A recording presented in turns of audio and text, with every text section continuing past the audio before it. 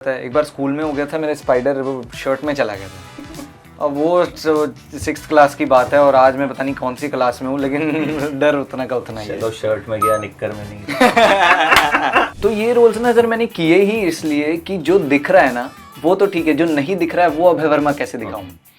तो वो किरदारों ने मुझे उस तरीके से एक्साइट किया। उन्होंने स्टीरियोटाइप्स बनाए हैं ना, कि रूल्स बनाए हैं कुछ ऐसे क्रिएटिव काम में, एक एक रूल को चुन चुन के ऐसा तोड़ने का मन करता है ना। ऑडिशन के प्रोसेस में बहुत बिलीव करता हूँ और वो ना फर्स्ट स्टेप होता है किसी भी चीज़ का। और अगर आप नींव अच्छी आप स्ट्रॉन्ग खड़ी करते हो ना तो फिर आप बुर्ज खलीफा भी बना सकते हो उसके ऊपर, ये मेरा मानना है।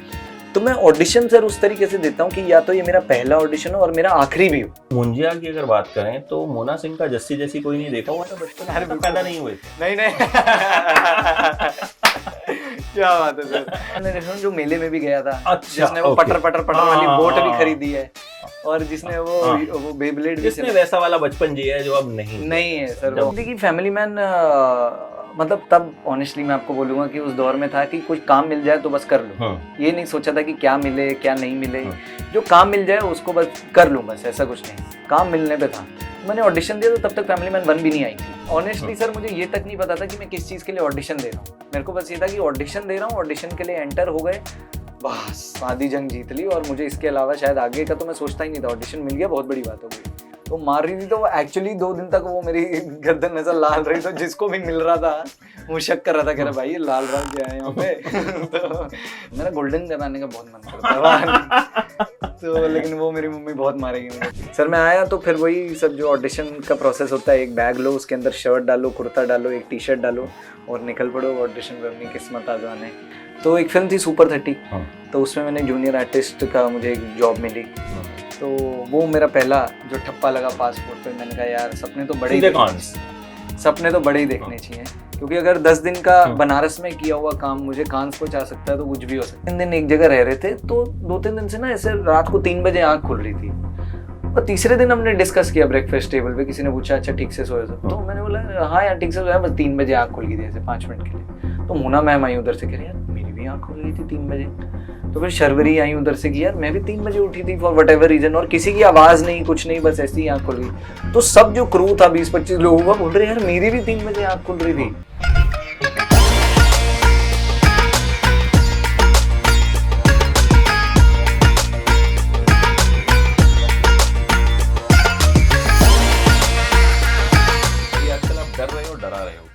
दोनों कर रहे हैं सर, डरा भी रहा हूँ और डर भी रहा हूँ और हंसा भी रहा हूँ। वैसे डर लगता, बहुत डर लगता। किससे सर? स्पाइडर से डर लग जाता है, कॉकरोच से डर लग जाता है। एक बार स्कूल में हो गया था, मेरा स्पाइडर वो शर्ट में चला गया था। अब वो 6th क्लास की बात है और आज मैं पता नहीं कौन सी क्लास में हूँ, लेकिन डर उतना का उतना ही है। चलो शर्ट में गया, निक्कर में नहीं। निक्कर में ज्यादा तकलीफ है, तो जाले फेंकने में मुश्किल हो जाता। अच्छा, मुंजिया करने का मतलब जो इरादा है या जो कहूँ कि सोच है वो कैसे आई? मतलब आपकी तो एकदम पर्सनालिटी, हालांकि मैं मतलब क्यूट व्यूट तो सब लोग यही बोलते होंगे, क्यूट लड़का है, बहुत क्यूट लड़का है। हाँ, मैं अभी भी कमेंट्स पढ़ रहा था यार ये कितना क्यूट है, मतलब यही कमेंट आ रहे थे। बट एक्टिंग वाइज देखा जाए तो आपने फैमिली मैन भी किया और करेक्ट सफेद भी की और मतलब you have done different kind of projects जी। तो वो जो क्यूट मुंडा है उससे निकल के मुंजिया कैसे कन्विंस कैसे हुए प्रोड्यूसर डायरेक्टर, वो कहानी क्या रही? सर मतलब एक वो जैसे आपने सफेद का जिक्र किया, फैमिली मैन का जिक्र किया, तो ये रोल्स ना सर मैंने किए ही इसलिए कि जो दिख रहा है ना वो तो ठीक है, जो नहीं दिख रहा है वो अभय वर्मा कैसे दिखाऊं। तो वो किरदारों ने मुझे उस तरीके से एक्साइट किया। सफेद की अगर मैं स्पेसिफिकली बात करूँ ना तो मेरे दिमाग में ही पहले मना आई कि भाई ये मत कर, ये बहुत डेंजर लग रहा है। मैंने कहा नहीं भाई, डेंजर ही तो करने आया है बॉम्बे, एक्सप्लोर ही तो करने आया है, रिस्क ही तो लेने आया है। और मेरा ये मानना रहता है सर कि जितने भी लोगों ने स्टीरियोटाइप्स बनाए हैं ना, कि रूल्स बनाए हैं कुछ ऐसे क्रिएटिव काम में, एक एक रूल को चुन चुन के ऐसा तोड़ने का मन करता है कि ये अच्छा ये चीज़ नहीं कर सकता मैं, चलो ठीक है मैं यही करके दिखाऊंगा। उससे ना सर मेरा एक बहुत ही सेल्फिश रीज़न है कि मैं अकेले ही नहीं जीतूंगा उस चीज़ से। मैं हर उस इंसान को मतलब उसकी जीत होगी जो सोच रहा है कि यार क्या ये वाला कॉल लूँ या ना लूँ। मेरा ना विश्वास ही रहता है सर कि आपके पास कैरेक्टर कोई भी आए, आप करने के लिए मत करो, magic is in the how, आप कैसे करते हो ना उसमें मैजिक है। तो सफ़ेद के लिए अलग एक ऑडियंस ने मुझे सराहा, जिसके लिए मैं हमेशा मतलब शुक्रगुजार रहूँगा। और मुंजिया के लिए सर बहुत खुशी होती है कि छोटे से छोटा बच्चा भी और बड़े से बड़ा फैमिली मेम्बर भी आके जब दुआएं देता है तो एक अलग वैलिडेशन है सर। वो ये लगा कि अक्सर मतलब मैं अक्सर ये बात अपने इंटरव्यूज में करता हूँ कि कंटेंट जो होता है वो अपनी जगह ढूंढ लेता है। हाँ, मुंजिया को आप लोगों ने पहले उतना प्रमोट नहीं किया जी किया आपने मुंबई में किया उसको प्रमोट, बट फिल्म रिलीज हुई, उसको बड़ा अच्छा रिस्पांस मिला, उसके बाद you guys came to Delhi also and other promotions also. तो ये मजा आया कि यार मतलब फिल्म रिलीज होने के बाद जो पूछ होती है, क्योंकि कई बार क्या होता है रिलीज होने के बाद ठंडा हो जाता है मामला कि भाई अब बोलेंगे क्या। हाँ। तो ये जो फीलिंग होती है ये कैसी होती है? सर ऑनेस्टली बताऊं, एक ना जैसे मैं पानीपत से बिलोंग करता हूं, तो वहां से जब निकल के कोई लड़का आता है और उसको ऐसी अपॉर्चुनिटी मिलती है ना, जिसको मैं तो ब्लेसिंग बोलता हूँ, अपॉर्चुनिटी बहुत छोटा वर्ड हो जाएगा उसके लिए, तो सिर्फ और सिर्फ अगर मैं आपको बताऊं अगर किसी बलबूते पे इंसान खड़ा हो सकता है तो वो बहुत बड़ा एस्पेक्ट पब्लिक का वैलिडेशन है। और आप जहां तक हम रिलीज के बाद प्रमोशन की बात कर रहे हैं ना, वो हमने नहीं किया, वो लोगों की डिमांड थी जो हमने पूरी की। वही कह रहा हूँ है ना कि जब लोग डिमांड करते हैं, जाहिर है प्रोड्यूसर पैसा तभी खर्च करेगा जब उसको लगेगा कि भाई अगर 10 लाख प्रमोशन में खर्च कर रहा हूँ तो 10 करोड़ आ जाएगा। बिल्कुल, हाँ। ये भी हो सकता है सर, बिल्कुल ऑब्वियसली ये बात होगी भी, क्योंकि प्रैक्टिकलिटी को भी आप इग्नोर नहीं कर सकते, बिजनेस है, बिल्कुल बिजनेस है। और मजा इस बात का आता है सर कि आप लोगों के प्यार के ना, मतलब सर आप हमेशा से भूखे होते हो एज एन एक्टर, और वो मिल जाता है ना आपको, तो आपका पेट नहीं आपकी आत्मा संतुष्ट होती है कि भाई ये काम जो करे ना, तो उससे बच्चे भी खुश हो रहे हैं, बड़े भी खुश हो रहे हैं, माएँ भी खुश हो रही हैं, बाप भी खुश हो रहे हैं, दादा दादी सब खुश हो रहे हैं। तो वो चीज़ करने के बाद जो एक भूख बढ़ती है ना इंसान की, तो मुझे लगता है मैं इससे ज़्यादा भूखा कभी मैंने महसूस किया ही नहीं। अब मुझे ऐसा लगता है कि मैं और वैलिडेशन के लिए, अब मेरे पास ना कुछ खोने के लिए हो गया है सर। ये एग्जैक्टली, ये आपने बहुत बड़ी बात कही। तो अब मेरे पास कुछ खोने के लिए है कि हाँ यार ये प्यार है ना, इसको और बढ़ाना है, तो वो भूख ऑटोमेटिकली बढ़ गई है। मुझे एक चीज आप ये बताओ कि प्रोड्यूसर डायरेक्टर को आप किस तरीके से कन्विंस करते हो कि ये जो लड़का है जो हैंडसम सा है, क्यूट सा है, जो ज्यादातर लड़कियों को क्यूट लगता है, वो इस तरह के कैरेक्टर्स कर सकता है, मतलब do they approach first, look test होता है या क्या होता है? मैं वो प्रोसेस, क्योंकि आपका लुक बहुत एकदम वैसा है कि एकदम हैंडसम क्यूट मुंडे वाला, आपका वैसा वाला लुक नहीं है कि भाई बहुत नवाजुद्दीन टाइप का लुक हो या मनोज वाजपेयी टाइप का लुक हो, तो कि भाई इंटेंस कैरेक्टर्स प्ले कर देंगे, उनका तो एकदम लिखा हुआ है ना चेहरे पे कि हाँ वो, बट कुछ भी कर सकते हैं, your look is different and जो कैरेक्टर्स आप प्ले करते हो वो डिफरेंट होते हैं। तो वो कन्विक्शन प्रोड्यूसर और डायरेक्टर को किस तरह से देते हो? सर मुझे जहाँ तक लगता है ये प्रोड्यूसर्स और डायरेक्टर्स का ज़्यादा सवाल है मुझसे, लेकिन हाँ जो मेरा पर्सपेक्टिव है इस बात पे सर कि अगर आप मैं ना ऑडिशन के प्रोसेस में बहुत बिलीव करता हूँ सर, और वो ना फर्स्ट स्टेप होता है किसी भी चीज़ का, और अगर आप नींव अच्छी आप स्ट्रॉन्ग खड़ी करते हो ना, तो फिर आप बुर्ज खलीफा भी बना सकते हो उसके ऊपर, ये मेरा मानना है।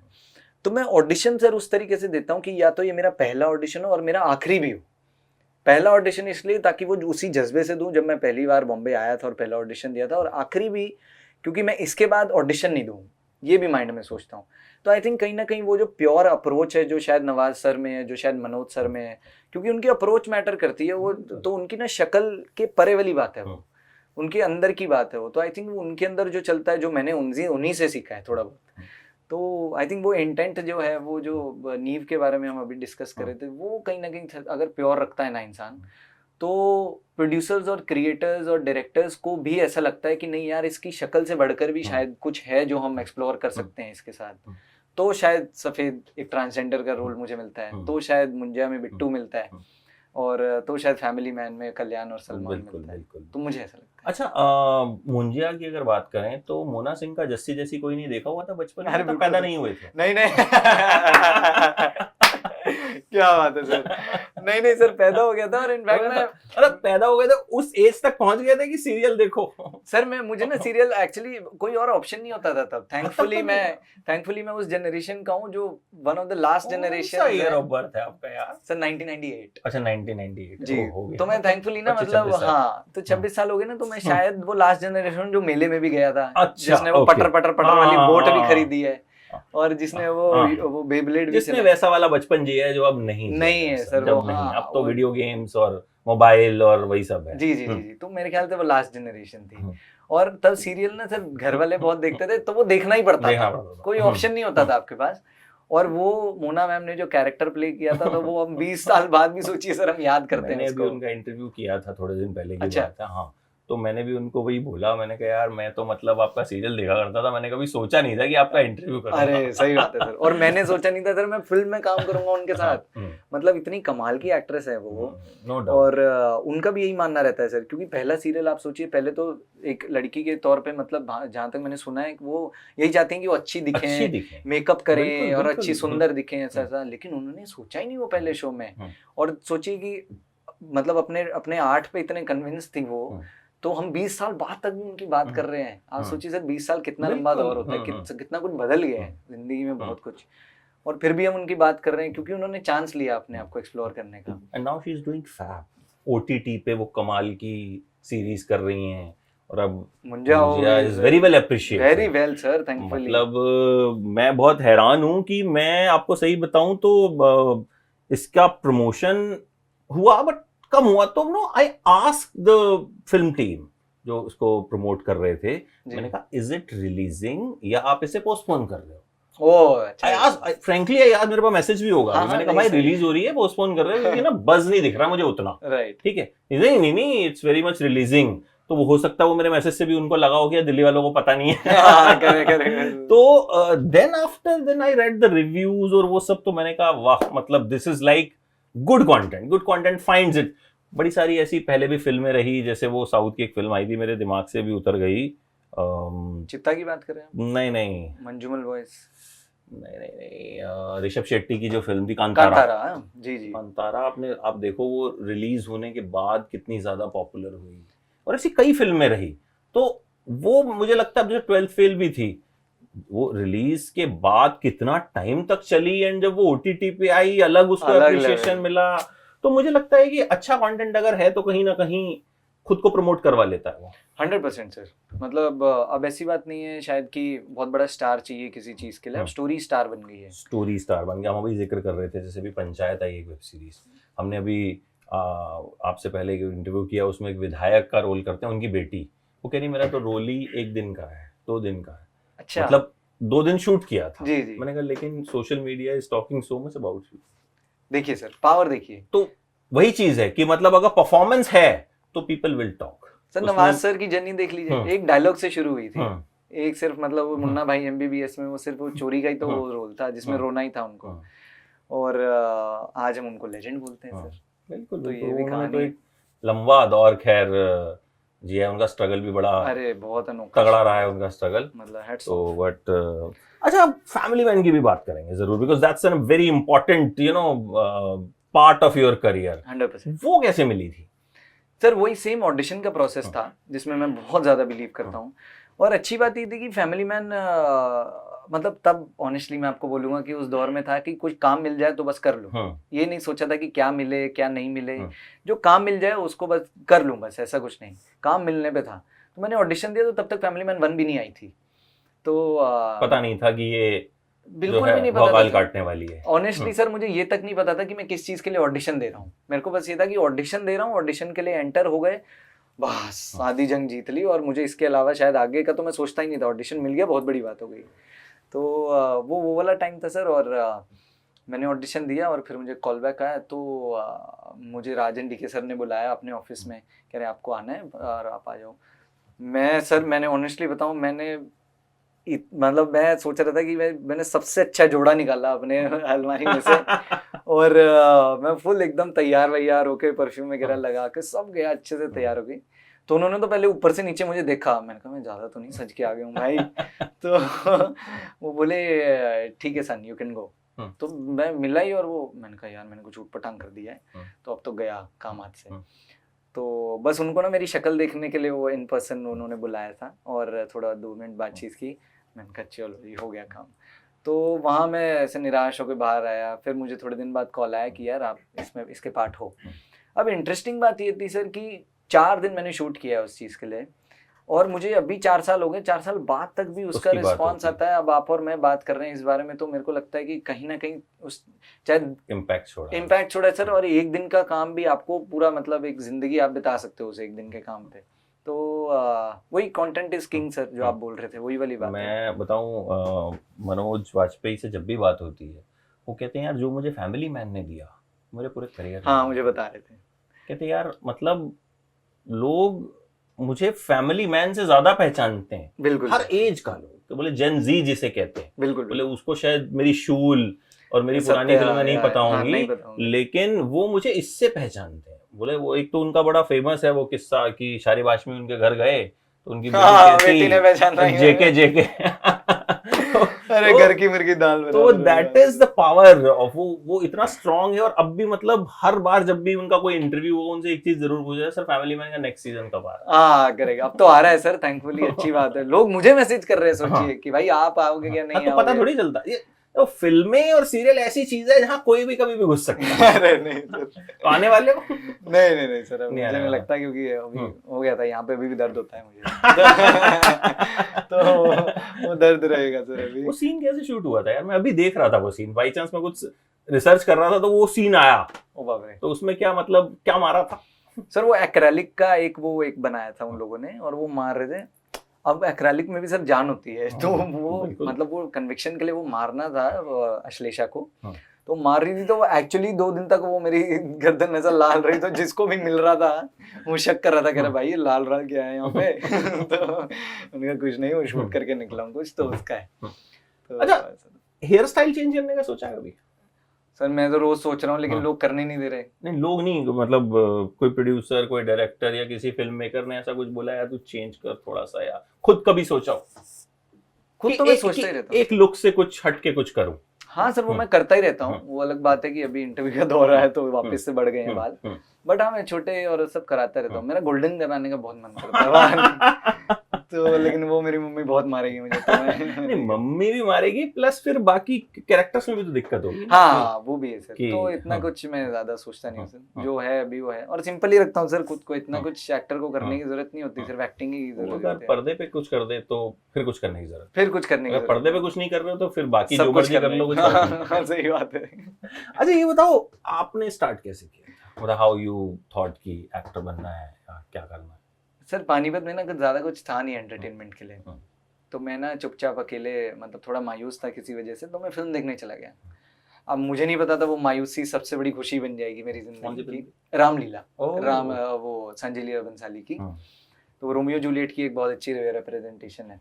तो वो फिल्म देखने गया था सर, और मैं वहाँ से निकला तो फिर मेरे को ऐसा लगा यार कुछ तो चेंज हुआ है लाइफ में, क्योंकि मैं गया ज़रूर एज अ फेलियर था सॉर्ट ऑफ, बट जब वहाँ से निकला तो कुछ चेंज था लाइफ में। तो वहाँ से निकला, फिर वो बीज वहाँ बोया गया था सर। वो धीरे धीरे फिल्म्स के थ्रू, ये संजय सर के काम के थ्रू, फिर उसके बाद मैडॉक की कॉकटेल फिल्म भी आई थी उसी दौरान। बिल्कुल, मैंने कहा यार कॉकटेल तो बहुत अच्छी फिल्म है यार, क्या पता इनके साथ कभी मौका मिल जाए काम करने का। और दीपिका का गाना जो था उसमें, अरे गाना छुड़ी सर, फिल्म भी बहुत ही कमाल की थी। और मैं तो दीपिका का फैन, मतलब रामलीला से ही हूँ, तो मैं तो नाम भी लिखता था अपने हाथ पे लीला, मैं तो मिटने नहीं देता था, मैं उसको दोबारा लिख लेता था, मैं इतना बड़ा फैन हूँ उनका। और वो हुआ था, और स्टार्टिंग में सर यही, मतलब वो फिल्म देखी, फिर वो बीज वहाँ बोया गया, और फिर धीरे धीरे फिल्म्स के थ्रू, क्योंकि मैंने कोई एक्टिंग स्कूल या ऐसे थिएटर नहीं कुछ किया है, तो पैसे ही नहीं थे सर कहीं ज्वाइन करने के, इतनी फीस है सब जगह, तो सब। तो मैं बॉम्बे आया सर 2018 में। 18 में आने के बाद आने दिया आराम से पेरेंट्स सर। पेरेंट्स का ना सर एक कंडीशन रही है बस उनकी, कि आप जो मर्जी करो, अपने सपने को फॉलो करो, बस अपना ट्रस्ट इंटैक्ट रखो हमारा, क्योंकि बॉम्बे सर शहर ऐसा है, महानगरी है सपनों की, कोई कितने किसी भी रास्ते में जा सकता है। उन्होंने बस इतनी सी ही डिमांड रखी, उन्होंने बोला जहां मुझे इधर उधर लगा तो हम वापस की टिकट करा देंगे। इधर उधर मतलब लड़कीबाजी या सिगरेट, और मतलब कह लो सर कि अपने कुछ भी रीजन हो सकता है, अपने अगर गोल से तो डाइवर्ज होते हुए हमें दिखा, तो मेन बात वो थी। तो वो एक ट्रस्ट, मुझे लगता है एक बच्चे की एक जिम्मेदारी है कि हाँ वो इंटैक्ट रखना चाहिए अपने पेरेंट्स का। इंटैक्ट है। मतलब मैं बैठा हूँ आपके सामने और बात कर रहा हूँ, आप मेरे मुझसे सवाल पूछ रहे हैं, तो इसका मतलब इंटैक्ट ही होगा, कुछ तो सही चल रहा होगा जिंदगी में जी। तो फिर आप आए? सर मैं आया तो फिर वही सब जो ऑडिशन का प्रोसेस होता है, एक बैग लो, उसके अंदर शर्ट डालो, कुर्ता डालो, एक टी शर्ट डालो और निकल पड़ो ऑडिशन पे, अपनी किस्मत आजमाने। तो जाते हैं और सबका फेवरेट क्वेश्चन वही होता है एक्टर का, एम आई फिट और नॉट। तो फिर वो बताते हैं कि हाँ फिट नॉट फिट, ये वो सब तो वो चलता है सर। और वो जो मज़ेदार प्रोसेस था वो सीखने का, मैं बहुत सीखा उससे सर। 4-5 अपॉर्चुनिटीज़ भी मिली शुरू में, जो कि बहुत बड़ी अपॉर्चुनिटीज़ थी, जो मुझे लग रहा था कि शायद पता नहीं क्यों ही मिल गई भाई, मुझे कैसे मिल गई, लेकिन वो किसी ना किसी रीज़न से नहीं हुई। एक फिल्म मिली तो दूसरे की प्रिपरेशन करते हुए दूसरी आ गई, तो वो भी नहीं हुई और वो भी नहीं हुई। तो दोनों में बहुत सारी ऐसी अपॉर्चुनिटीज़ आई जिसमें वो, तो एक तरीके से वो था कि ऊपर वाला एक इशारा दे रहा था कि भाई ऐसा भी होता है इंडस्ट्री में, हाँ, कि तू काम करेगा और क्या पता तेरा काम आए भी ना, ऐसा भी हो सकता है। तो आई थिंक वो तैयारी जो चल रही थी, मैं स्ट्रगल तो नहीं बोलूँगा उसको, क्योंकि स्ट्रगल पानीपत में था, बट वो जो प्रोसेस था प्रिपरेशन का, उसने बहुत कुछ सिखाया। और शूटिंग ना सर, अमित सर, मैं आपको बताऊँ, सबसे ईजीएस्ट प्रोसेस होता है। लोग समझते हैं कि यार शूट सेट पे जाने को मिल जाए, अरे नहीं, प्रिपरेशन करने को मिल जाए आपको, वो सबसे बड़ी बात होती है। सेट पे तो खैर आप बहुत ईजी हो जाएगा अगर आपकी प्रिपरेशन होगी तो। और मैं प्रिपरेशन वाला बंदा हूँ सर, मेरे अंदर प्रिपरेशन की भूख ज़्यादा रहती है, शूटिंग की कम रहती है फिर भी। तो पहला प्रोजेक्ट कैसे मिला सर? पहला प्रोजेक्ट ना, बस एक तो सेट पे रहने की जो भूख होती है ना, वो थी। ये नहीं पता था करना क्या है, कुछ करने को मिलेगा या नहीं मिलेगा, बस सेट पे रहना है। तो एक फिल्म थी सुपर 30, तो उसमें मैंने जूनियर आर्टिस्ट का मुझे एक जॉब मिली, तो वो मैंने कुछ 20 से 25 दिन की। तो वो एक ऐसी अपॉर्चुनिटी थी सर, जिसको बस ऐसा था कि कुछ भी मिल जाए तो वो मैं करने को तैयार हूँ, बस मुझे सेट पे रहना है, मुझे देखना है कि हाँ। और पता चला कि ऋतिक रोशन की फिल्म है, तो मैंने कहा यार ऋतिक सर को देखने को मिलेगा, क्या पता मिलने को ही मिल जाए। तो मिलने को तो नहीं मिला, लेकिन उनको देखा ऐसे चुप चुप के शॉट के बीच में से कि हाँ कैसे परफॉर्म कर रहे हैं कैसे नहीं। और तो वो मेरी पहली असाइनमेंट थी सर। और उसके बाद जो पहला एक्टिंग असाइनमेंट प्रॉपर मिला वो कौन सा था, और जिससे लगा कि अब ठीक है, मतलब I am on the right track? Sir उसके बाद सर कुछ एड्स मिली मेरे को थैंकफुली, तो मैंने बच्चन चलता रहा। हाँ, तो बच्चन साहब के साथ ऐड की, आमिर खान साहब के साथ ऐड की, आलिया भट्ट के साथ ऐड की। तो उस दौरान ना सर ये महसूस होता रहा, उनको जानता रहा कि हल्का हल्का अपॉर्चुनिटीज से कि ऐसी टाइप की मेहनत भी करनी पड़ती है, क्योंकि ये तीनों ही बहुत कमाल के एक्टर्स हैं और हम सराहते हैं इनको, उनका काम पसंद आता है हमें। तो मुझे एक बात तो क्लियर हो गई थी कि अगर कुछ जिंदगी में नया करना है ना, तो उसके लिए मेहनत भी कुछ नई तरीके की करनी पड़ेगी। तो मेरे फेवरेट एक्टर भी हैं डेंजल वॉशिंगटन, वो भी बोलते हैं कि to be able to achieve something you never have, you have to do something that you never did. तो उस चीज़ में बहुत बिलीव था सर, एंड उसके चलते फिर दोबारा वो होता रहा। बट एक वेब सीरीज सर, एक तो फैमिली मैन तो थी ही, लेकिन उसके पहले एक वेब सीरीज थी मर्जी, जो वूट पर आई थी। तो उसमें एक कैरेक्टर था, राजीव खंडेलवाल के बेटे बनने का मौका मिला। तो वो बहुत ही अच्छा फैसिनेटिंग प्रोसेस था, क्योंकि उसके लिए मैं मसूरी भी गया था शूट करने। तो मुझे लगा वाह यार, इसके साथ तो मतलब अच्छा पहाड़ भी देखने को मिलेंगे और काम भी करूंगा, अरे वाह चलो मैं आ रहा हूँ। तो वो चीज़ मुझे नहीं पता लगी। फिर एक वो बहुत बड़े स्तर पे हुई जब मैं सफ़ेद के लिए कांस गया फिल्म फेस्टिवल। तो वो मेरा पहला जो ठप्पा लगा पासपोर्ट पे, मैंने कहा यार सपने तो बड़े ही देखने चाहिए, सपने तो बड़े ही देखने चाहिए, क्योंकि अगर 10 दिन का बनारस में किया हुआ काम मुझे कांस पहुंचा सकता है तो कुछ भी हो सकता है। बिल्कुल बिल्कुल। तो ऑल इन ऑल मतलब प्रोसेस के थ्रू पता चलता रहा कि एक्टिंग कितनी इंपॉर्टेंट जॉब है, जिसको लोग बोलते हैं हाँ एक्टर बनना बन जाएगा यार, कोई बात नहीं, ऐसा नहीं होता है, बहुत डिफिकल्ट जॉब, सालों घिसते हैं तब जाके कई बार कई अपॉर्चुनिटी, कई एक्टर्स ऐसे होते हैं जिनको बहुत लेट 40-45 साल की उम्र में जाके कोई मौका मिलता है, वो उससे पहले बेचारे कहीं छोटे छोटे रोल्स कर रहे हैं, किसी को पता भी नहीं है। बिल्कुल, फिर उनकी पुरानी क्लिपिंग ढूंढी जाती हैं, अच्छा ये वहां पे उसके पीछे खड़ा हुआ है। हाँ, राइट। शाहिद कपूर का है ना, पीछे डांस कर रहे हैं फिल्म में, वो पीछे डांस कर रहे थे, बैकग्राउंड डांसर। तो सर वही इंस्पायर होके तो सुपर 30 हुई। मैंने कहा अगर वो वैसा हो सकते हैं तो वहां से उठ के कोई शाहिद कपूर बन सकता है, तो यार मैं तो कुछ भी नहीं, तो मैं तो जो अपॉर्चुनिटी मिली सर दोनों हाथ लेके आरती की थाली बस तैयार रखी कि जब अपॉर्चुनिटी आए तो आरती उतारने के लिए बस तैयार हूँ। अच्छा, वैसे आप नहीं हॉरर फिल्में देखी हैं या देखते हो, शौकीन? नहीं देखता सर, बिल्कुल नहीं बिल्कुल भी नहीं। आपको पता है पहले जो हॉरर फिल्में बनती थी रामसे ब्रदर्स बनाते थे, हाँ तो वो उस टाइप की फिल्में कभी भूल के भी नहीं देखी? सर मैं तो राम गोपाल वर्मा जी की फिल्म देखने में डर जाता था। आप तो प्रॉपर हॉरर फिल्म की बात कर रहे हो। वो जो सत्या में म्यूजिक दिया हाँ। उन्होंने, सरकार में म्यूजिक, मैं तो उस म्यूजिक सुन के डर जाता था। तो शूट के दौरान कुछ हुआ? कुछ डरे या कुछ ऐसा? सर एक स्टोरी तो है जो हम डिस्कस भी करते हैं आज, हाँ। फनी लगती है वो। तो एक ना कोकण में हम शूट कर रहे थे, तो वहाँ एक छोटे होटल ही होते, कमर्शियल स्पेस है नहीं ज़्यादा। तो हम शूट कर रहे थे, तो हुआ क्या 2-3 दिन एक जगह रह रहे थे, तो 2-3 दिन से ना ऐसे रात को 3 बजे आँख खुल रही थी। और तीसरे दिन हमने डिस्कस किया ब्रेकफास्ट टेबल पे, किसी ने पूछा अच्छा ठीक से सोए? तो मैंने बोला हाँ यार ठीक से सोया, बस 3 बजे आँख खुल गई थी ऐसे 5 मिनट के लिए। तो मोना मैम आई उधर से, कह रही यार मेरी भी आँख खुल गई थी 3 बजे। तो फिर शर्वरी आई उधर से कि यार मैं भी 3 बजे उठी थी फॉर वट एवर रीजन, और किसी की आवाज़ नहीं, कुछ नहीं, बस ऐसी ही आँख खुल गई। तो सब जो क्रू था 20-25 लोगों का बोल रहे यार मेरी भी 3 बजे आँख खुल रही थी। तो तब तो बहुत ही डर लग रहा था। और रिसेंटली पता लगा सर कि ये वो डेविल का कॉल होता है 3 बजे, ऐसा कुछ टाइम होता है। हाँ मैं तो विश्वास रखता नहीं सर इतना, बट बात नहीं करते, हाँ, अकेला रह रहा हूँ यार 3 बजे आँख खुल गई, याद आया ये वाला इंटरव्यू। अच्छा लास्टली कितने % लगता है जो सोच के आए थे अचीव कर लिया? Because at a very young age you have got projects जो परफॉर्मेंस वाइज अप्रिशिएट हुए, सिर्फ इस वाइज नहीं कि सोशल मीडिया पे फॉलोइंग बढ़ गई या लड़कियां क्यूट कह रही हैं, ठीक है, मतलब you know projects like say family man, Safed and this one which are like appreciated artistically, मैं बोलूँ परफॉर्मेंस तो वाइज। क्या लगता है कि कितना % किया है? सर अभी तो अब जाके मतलब ऐसा कुछ तो जैसे मैंने बोला लगता है कि कुछ खोने के लिए अब मेरे पास, तो % वाइज तो अभी शुरू नहीं किया, अभी नहीं किया शुरू। अभी तो सर मतलब सपने बहुत ज़्यादा अभी आगे तक जाने, और एक्टिंग ही नहीं उसके आगे भी कुछ ज़िंदगी में सर करना है जो शायद उससे बड़ा है।